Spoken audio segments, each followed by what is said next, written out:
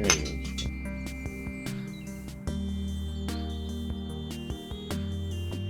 Köszöntelek a csatornánkon, Anita vagyok, Snowdoniai kirándulásunk második részét láthatjátok, melyben megmásszuk a Kadaridriszt.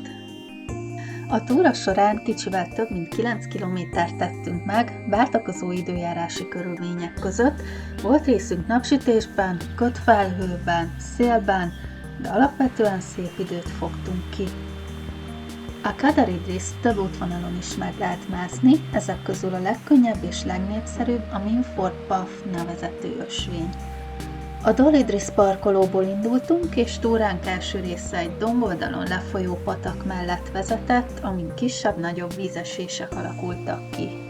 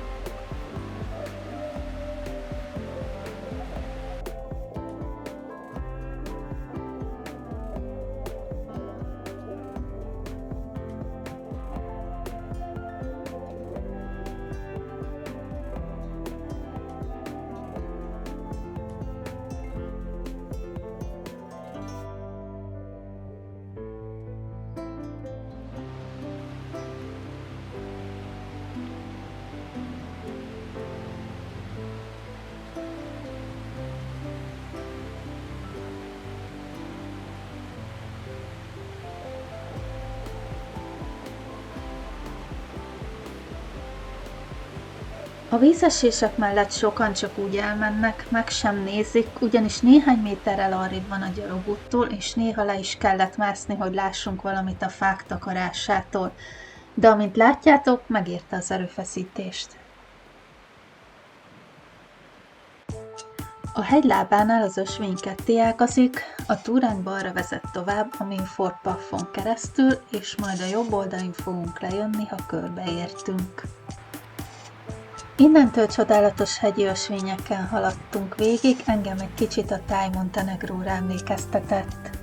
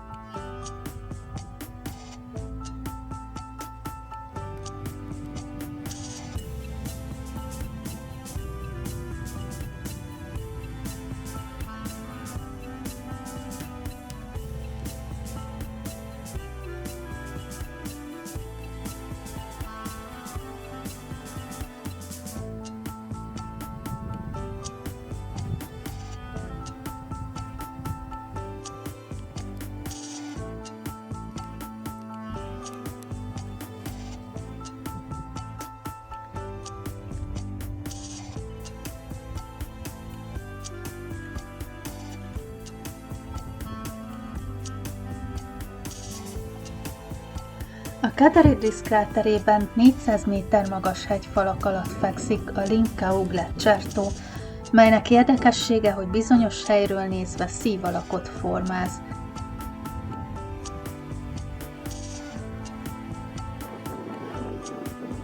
Körülbelül 350 méter magasan vagyunk, és még csak most kezdődik a neheze.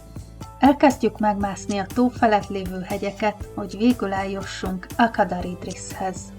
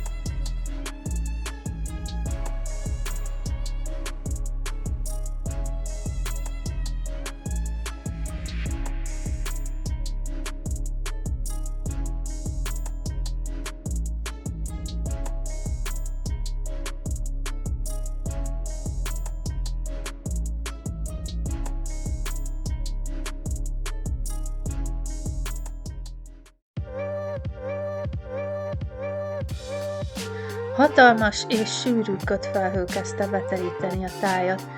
Időnként kitisztult a látóhatár, de többnyire csak pár méterre láttunk előre. Nagyon sejtelmes volt az egész, és kicsit ijesztő is. A csúcsot már egy ideje láttuk magunk előtt, szinte csak egy karnyújtásnyira volt, mégis hiába meneteltünk előre, mintha nem közeledtünk volna. Ismerős érzés, volt már ilyen berészünk.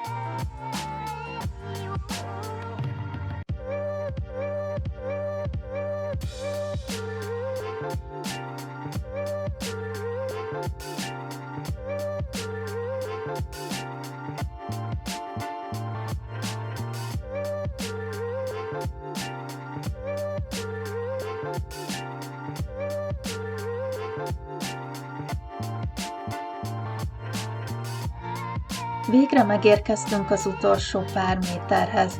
A csúcs már valóban csak egy karnyújtásnyira volt, már csak pár métert kellett felfelé másznunk. A szél itt erőteljes volt, csípős és hideg.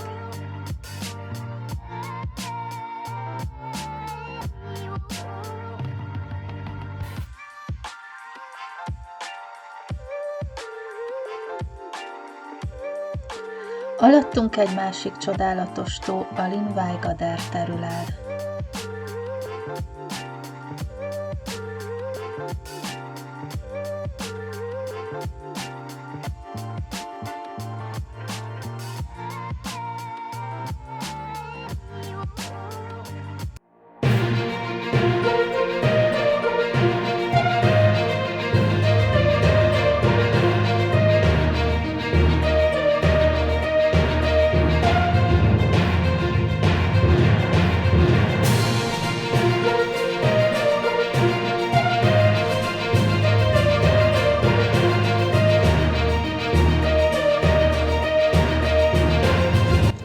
Kadar-Idris Wales második legmagasabb hegye, mely 893 méter magasan emelkedik.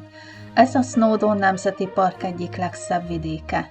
Nevének jelentése Idris széke, mert valószínűleg szék alakú formájáról kapott, Idris pedig egy mitológiai óriás volt. A hegyről számos legenda kering, például, hogy néhány közeli tó feneketlen. A walesi mitológiában Kadar-Idrisről azt mondják, hogy hatalmas kutyáknak az egyik vadászterülete, amiknek az üvöltése halált jövendől mindenkinek, aki meghallja őket. A falka elragadja az illető lelkét és az alvilágba tereli. Folytattuk tovább túránkat egy újabb hegycsúcs, a Maimid Moab felé, ehhez azonban már nem kellett másznunk, mivel 30 méterrel alacsonyabban fekszik a Kadar-Idrisnél.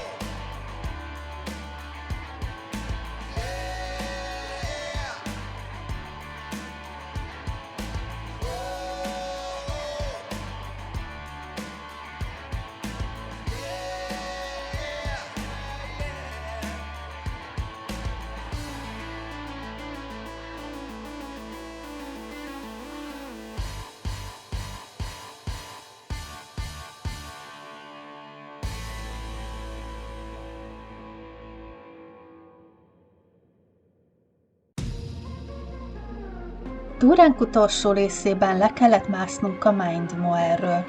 Bár lefelé mentünk, mégis hatalmas kihívás volt. Az ösvény meredeken lejt és sziklás, egyenetlen talajon kellett menetelnünk. A gyalogutat helyenként kisebb kavicsok borították, ami ráadásul még csúszósá is tette.